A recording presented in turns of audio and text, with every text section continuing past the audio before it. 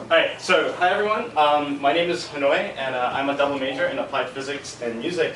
And for this project, I'm co-advised by Professor Roman Kutz and Professor Larry Wilen. And my project is called Surrogate Soundboards for Novel Transmission of Instrumental Audio. Another nickname for this project is basically the Violin. And I'd like to start the presentation by actually giving a demo of the device in action. So, here we go.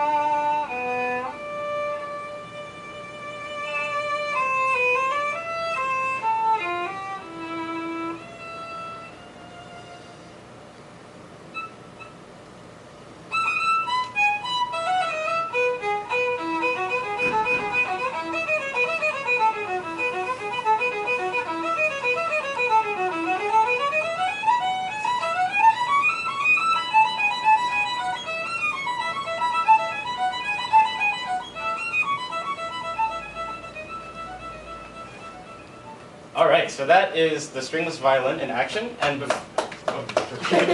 live, right? That's not talk, but that's what you're hearing is basically everything coming from the violin. Is there a little person inside? So before I sort of explain, before I start explaining exactly what's happening and how this instrument works, which I will do as the presentation progresses, I'd first like to motivate the problem that I set out to solve. So Yale is a wonderful place to study music, and Yale is also a fantastic place to experience and listen to music. And just a few weeks ago, I was at a concert just down the road at the Sprague Hall listening to a string quartet, and I thought, well, wouldn't it be great if I could share this music with the rest of the world? If there was a way for me to share this wonderful music that was happening at Yale with the rest of the world. If I had a friend, let's say back home in Thailand, or maybe in China, or even in San Francisco, who wanted to listen to this concert at Yale, what would probably happen is that person would go online, tap into some kind of live stream of the concert, and he would listen to that live stream through speakers. And as we know, that's kind of problematic because listening to a concert through a speaker never sounds like listening to the real concert, right? We know that listening to a recording of an instrument through speakers never sounds like listening to the actual real instrument being played live in front of you. And there are a couple of reasons that that is true. The main reason is the fact that the way speakers work is very different to the way that instruments work. So here I have a speaker cone, and a speaker cone is very, very directional. It sends sound in one direction. Contrast this to an instrument such as the violin, where directivity is very important. So you can see here that at low frequencies kind of emanates in all directions, but as you increase the frequencies, especially in higher ranges from 2 to 5 kilohertz, directivity becomes a very important thing. Contrast this with a speaker, which basically just sends all the frequencies from 20 to 20,000 hertz in one direction. Another thing that complicates this is the fact that the microphone you're using to pick up the instrument or whatever concert you're trying to record also has its own directivity, because the microphone here can only pick up frequencies in a certain, it has its own polar pattern.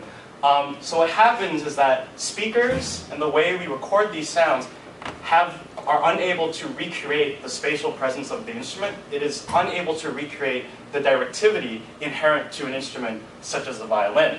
So my idea was, well, is there a way that we can tap into the signals being generated inside the violin, an instrument like the violin, send these signals across the world, maybe through the internet, and send these signals into a surrogate instrument, a surrogate soundboard, and excite the soundboard of this instrument in a way that preserves the mechanics of the instrument. What this would allow is I could have a violinist play in San Francisco, capture the signal that's coming from the string before it hits the body of this, the live violin, send that signal across, to another part of the world, and have that signal come into a system like the one that I've been trying to make, and excite the body of this violin in the same way that the real instrument is working. With the idea being that the violin, the surrogate violin, is a perfect speaker to reproduce sounds produced from a violin, or a guitar is the perfect speaker to reproduce sounds from a guitar. And I want to do this while preserving all the mechanics of the instrument on this end so that it sounds exactly like this instrument, so that if you were to listen to the surrogate violin, it would sound like you were at the real concert, which would be kind of cool because it would totally change the way we do live transmissions of concerts. But in order to make that reality, we have to sort of dive into a little bit of some violin physics. Hanoi? Yes? Go back and just ask a beginner's question. Sure. Two beginner's questions. If you put the microphone where you think you want to sit in the concert hall, Yes. and send that through your signal processing, and then play it back in headphones, Yes. will that accurately reproduce what you would get sitting in that seat? So basically, maybe let's just draw a diagram. You're saying that if I was sort of in a concert hall like this, you have the violinist sort of playing here, and I'm going to sit here. For example. Yeah, and then I want to be listening sort of somewhere here. Some other place. Some other place, and I have my headphones on like this. Yeah. So there are actually algorithms and entire companies that are sort of founded on this principle of basically sort of re-engineering the acoustic space of wherever you're in. Because when the violin produces its sound, it's going to bounce off. No, I understand that. Yeah. So I guess I guess you could do it with like clever DSP, and there are commercially available like DSP plugins that you run into your system to say like, I want to simulate this particular hall, I want to simulate this particular space. That's not what I'm going for though. I understand. Okay. Okay. Now, the other thing, so you want to be able to play in without employing human beings in San Francisco or wherever else you want to send it. Just pay the violins to do the work of making the sound. Now, clearly this fellow is driving the strings, which drives the case. Yes. And you said you would drive the case to make the same sound. Yes.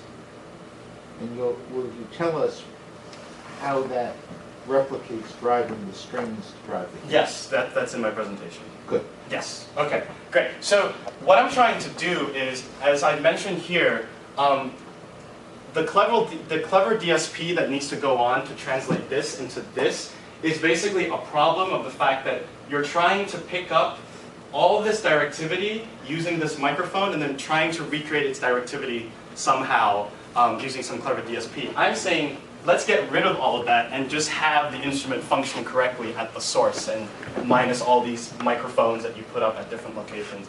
I'll be going in detail as the presentation progresses. So just before we start, I'm just wondering, how many of you have played a string instrument, like the violin, like a cello? No one in the audience ever before? No? Guitar? Guitar? Okay, cool. So one thing that I'd like to emphasize with the violin is that the violin has been perfected into its current shape and form through centuries of trial and error. So if you walk down to the music department and kind of knock on the door, they will tell you that the violin started popping up in the 16th century and was perfected in the 18th century. And it was through a long process of basically reiteration. You try something, shave a little bit of wood off, see how it sounds, shave more wood off, see how it sounds. And understanding the violin through acoustics and physics principles is kind of like treating this as an organism, where the organism has evolved through natural selection, through centuries of evolution and natural selection, and this is its current form, and our job is to try to understand why this particular form works. When the violin was being made and perfected by instrument makers like the Stradivari family, they didn't motivate the design through physics principles. They just kind of, built the wood, knocked on it, listened to it, and then just reiterated that into its current form. So to start off, I'd like to talk a little bit about the construction of the violin and bring your attention to some parts of the violin that you might not be familiar with. So all of you are very familiar with the outside of the violin, but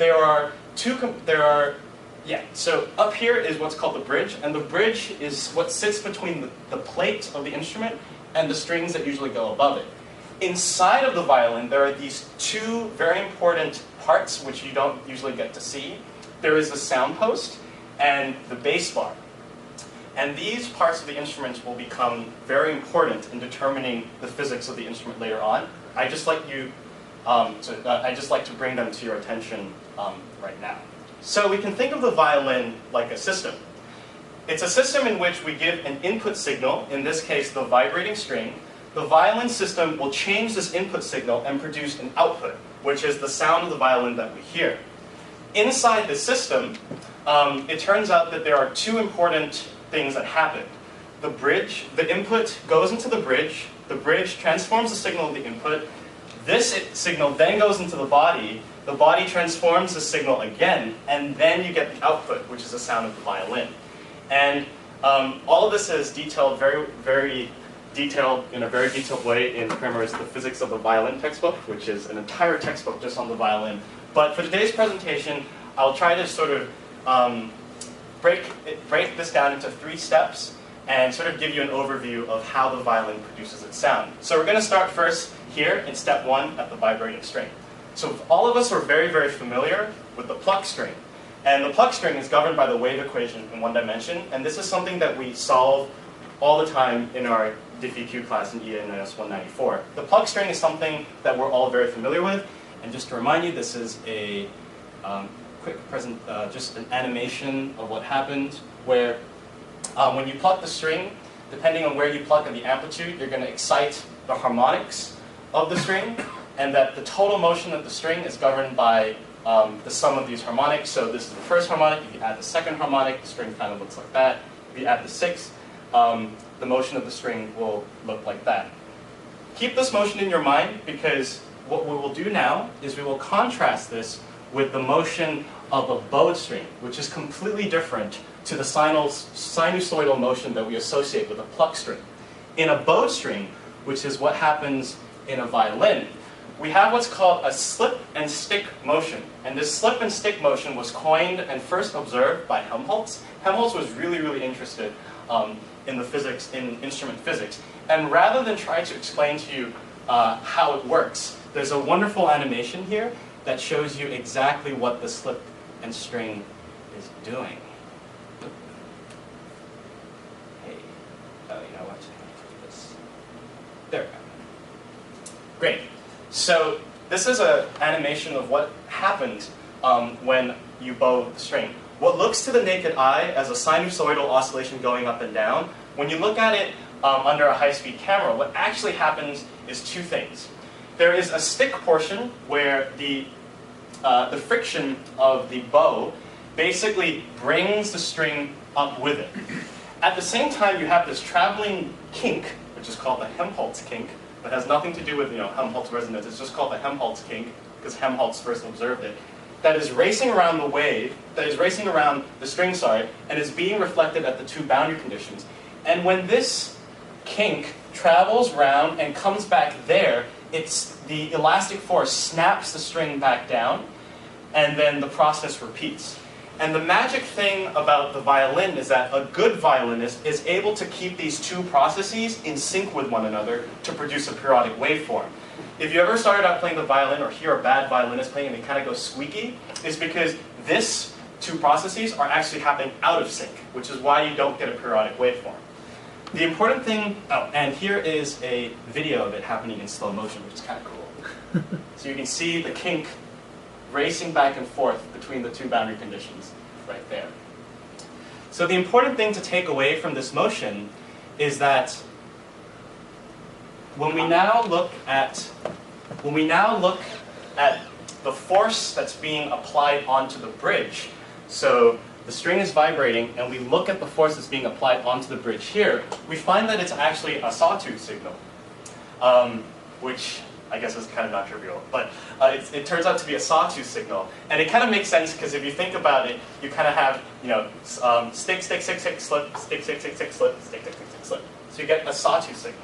And if I hear a certain frequency, that's not the period of the bow moving up and down slowly. No, that has nothing to do with the period of the bow. It's the period of this. It's the period of basically the kink and the slip and stick motion in sync with one another. Yeah. So the next thing is now step 2, the bridge. The job of the bridge is to transfer the vibrations of the string that are happening in this plane, which makes sense because you're bowing it this way, and transfer that vibration into a vibration in this plane, because that's the way you want the plate to vibrate. And the way it does this is really quite fascinating. So remember that I brought your attention to the sound post and the bass bar? The sound post actually lives right underneath is jammed right underneath the leg of one of the bridge feet. And what it does is prevents one side from moving. And that the way it oscillates is you have these two sort of little ribs that have been cut in, and you kind of think it's kind of like a dance. So if I kind of have something that's moving like this, and one side of my leg has been jammed and I can't move that, I'm going to kind of do something like this. And I'm going to oscillate on the side of the bridge that is stationary, and I'm able to transfer this motion, which is in this plane, to a motion up and down using the other foot. And that's how the bridge transfers an oscillation in a force in this direction to a force in this direction, which is really kind of cool. And to think that, you know, the Stradivari people kind of made this through trial and error. You know, apparently they started off with like a solid block of wood, and they just started carving out things, and then it kind of just naturally formed into this shape with these two little ribs and 2 feet. And all bridges look like that. And all bridges look like this. Any violin bridge looks like this. And if you go to a cello, a double bass, or a viola, it all looks like that. And it's, yeah, that's why I kind of give it an analogy that it's like an organism that's gone through like natural selection. But it's a little bit more complicated than that, because as you increase the input frequency, the bridge also has other modes of oscillation. So we've talked about this mode. There's a mode where both feet actually kind of go up and down like this. And there's also a mode where both feet are actually moving at different speeds, and it kind of does something like this. So it's kind of like a little dance. So it's not just a simple sort of mechanical it's not a simple one-to-one mechanical transference. The bridge also has its own distinct modes of vibrations. Another job of the bridge is it also acts like a filter. And Janssen did a lot of research in this and looked at the frequency response of the bridge. And he said that a good bridge will have the following characteristics. There is a broad peak here between 2 to 3 kilohertz, and some lower peaks around the 500 hertz range. And you can think of the bridge as having a resonant frequency because it's kind of like a spring with a compliance, which is 1/k, the spring constant, and it also has a mass. So it's going to have some kind of inherent resonant frequency. So that's the function of the bridge. Next, we move to the violin body, which is step 3. So the violin body also has its own resonant modes, and these modes can be seen by using Chladni patterns. And as you can see here, each of these have the Chladni patterns basically reveal to you what the vibrations are like. In the same, Just say that word again. Chladni patterns. Okay, so I tried to say Kutz patterns, but it didn't. So for those of you who are not familiar with I recognize that. For those of you who are not familiar with Chladni patterns, think about it like this. In one dimension with the string, there are basically defined harmonics that the string can vibrate at. In 2 dimensions, the same thing happens, and I'm actually wearing a t-shirt to show that. So this is basically the patterns of vibrations that you get in a 2-dimensional plate. And what this, if you were to sort of bow a plate, what you'll find with the sand, you'll find that the sand will basically accumulate at the nodes where there's no vibration, and you get these patterns. What we're doing here is applying it in 3 dimensions to the body of the violin, and that the sand is actually accumulating at the nodes, and you can sort of see these different patterns and see which vibrational patterns are responsible for which peaks in the frequency response of the violin body. Another interesting thing is when we look at the body of the violin using interference holography, here we see that there are a system of antinodes and nodes. And this is cool because if you have two antinodes side by side, you can think of those like 2 point sources. And as we know, when you have point sources next to one another, they're going to cause an interference pattern, and that these interference patterns will cause constructive and destructive interference, and that these interference patterns will become more pronounced at higher frequencies, hence the directivity of the instrument at higher frequencies. So here are just some examples of a sound of a particular frequency emanating from the instrument. Yeah, cool. Right, so with this in mind, I think hopefully you will appreciate this diagram a little bit more, where the violin can be thought of as a system. You have a vibrating string, it gets transformed by the bridge, the body, and you get the sound of the output, which is shown here. So you have your sawtooth wave, it has a characteristic Fourier transform. This goes through the bridge has a particular response, changes the signal. That signal again goes into the body response, the signal gets changed again, and you get this output waveform. What I was interested in is, if the violin works like this, could we hijack the instrument in such a way that we're actually using something else to provide the vibrating string? And to see if we can hijack the instrument so that we send in an input, not through a string, but through an actuator, and see if this whole system still behaves the same way that it is, which is where this device comes in. So this is something that I machined, and it's a sort of a first prototype. You're more than welcome to maybe shift a little bit closer to see it. So what I've done is, this is a... You know what? Oh, it's connected. I can disconnect it, actually. Well, okay. So I can move this closer to the It's Stradivarius from the music collection, so be careful with it. Yes, I borrowed this from the collection of musical instruments at Yale. So small. That's a limitation that we'll come across in a moment. Okay, so what I've done is I have basically made, what I have here is a transducer. So it's basically a speaker without the cone. So this is the actuator. And I've made a aluminum adapter, which basically clamps and sandwiches onto the bridge, so that however the actuator is moving, the bridge will also move in the same way and apply those vibrations onto the body of the instrument. So that's how that works. And my first experiment looks something like this, where I've attached a transducer, which is this thing here, sitting on the bridge there, to pick up signals from the bridge. I have the actuator, which I just explained to you. I have the violin. And I also placed two microphones.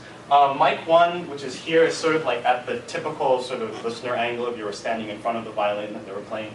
And mic 2 was just there for comparison. And this is what happens. So what I'm doing here is I'm sending in the sawtooth wave, as we discussed before, into the actuator. And then I'm picking up the signal at the bridge transducer. And we see that the signal is being transformed. When I do an FFT of that, I get this particular frequency spectrum. The important thing to note here, though, is that the magnitude... Oh, just define FFT for those... FFT is fast Fourier transform. So it's the Fourier transform where you change a signal in the time domain into the frequency domain. The fast Fourier transform is just an algorithmically efficient way of computing the Fourier transform. And what it tells you are the frequencies, the sinusoids, and their respective amplitudes that, when summed together, produce the original signal. The thing that I want to note here is that the magnitudes that I'm getting right now are sort of all over the place, but what's important is that when you're dealing with musical instruments, it's the ratio between the fundamental and its partials that are important. So what I've done here is I've normalized everything to 0 dB, and I've normalized all these signals according to the fundamental, and we see that in the sawtooth wave, where I'm sending in the actuator, we have presence of a lot of high harmonics, whereas when we go into the bridge transducer, we see that these higher harmonics are being filtered out. And what I want to be able to do next, so this is more, since this is sort of like an early prototype, what I want to be able to do is to see exactly what is causing this filtering function. Because yes, we know what the bridge frequency response is, but I also need to be able to take into account this whole entire new system that I've introduced and attached to the bridge, and basically be able to tell you and characterize why this is why this is happening. And here, I put the microphones, these are the signals from the two microphones, and what I want to show you here is kind of get you to appreciate the fact that just a slight change in angle is enough to change the two waveforms. They look kind of similar, but actually when you look at it more in detail, you see that just changing the two angles, I had one sort of like listening here, and one mic 2 was out here, that is enough to change the waveform. And that goes back to my original argument that maybe using microphones and just placing it around the instrument is not the best way to evaluate if my instrument is behaving like a violin. That maybe going at the bridge, which is the first part of the system of the violin, and seeing the signals that are going through the bridge is the first step to seeing if my instrument is behaving like a violin. Another thing which I also want to bring to your attention, again, is to restate the question. I am not trying to, the end product is not for me to send a sawtooth, a synthesized sawtooth from my computer into the system. Remember, my idea is to have a live transmission between a real instrumentalist and a surrogate violin, and basically have the two things sound exactly identical. This was more, I'm doing this to sort of understand the system a little bit better. So it's a question of what do I send in? And it's a real violinist that I want to send in. So this is exactly what I did. So this is one of preliminary testing that I did. So this is the surrogate violin in the exact same setup that I showed you before. And this is the real violin. The only difference being that the real violin has an actual, has an actual violinist playing the strings and they're bowing it, and that my surrogate violin is the thing that you see here. And what I'm doing is I have the same transducer mounted on the bridge of the instrument, and that sends a signal directly into my actuator. So my actuator is moving up and down the same way the bridge of this instrument is moving up and down. And then I have a transducer in the same location, and I'm picking up the signals there. And I compare the two. So what happens is, in the real bridge, this is a signal that I get. So this is when the violinist is playing. Of course, it's not going to be a pure sawtooth wave, because when I pick it up, I'm picking it up sort of down there, which is, it's sort of like already been transformed a little bit by the bridge. This is the unnormalized frequency spectrum, and then this is the normalized frequency spectrum. Then what I do is, this signal is being sent into my violin right there, and this is the signal that I picked up at the surrogate bridge. This is unnormalized, this is normalized. So we see that these two signals and their respective frequency spectrums are not the same, which means that it is not working, which is expected because this signal that's coming from the bridge of the first instrument, is going through my actuator system here, which has its own characteristic sort of inertial dampening, just due to the fact that I'm introducing a new system. And it's also being transformed a little bit by the bridge here. So I expect my signal to be different. It would be very weird if it was the same. But that's exactly what I want to do in the future, in going into next semester with Professor Kutz and Professor Wilen, is trying to find and characterize a system so that I can find the transfer function between these two violins, so that the response that I'm picking up at the bridge here is exactly the same as the response that I'm picking up at the bridge here. And we can do that because the transfer function is basically y omega over x omega. We know that x omega is our input, which is the real violin. We know that y omega is our output, which is a surrogate violin. And that right now the two waves, this is the wave that I pick up here, this is the wave that I pick up here, we can basically define a transfer function that sits in between these two systems such that when I pick up the signal again at the transducer, hopefully it should look the same. And that's what I want to do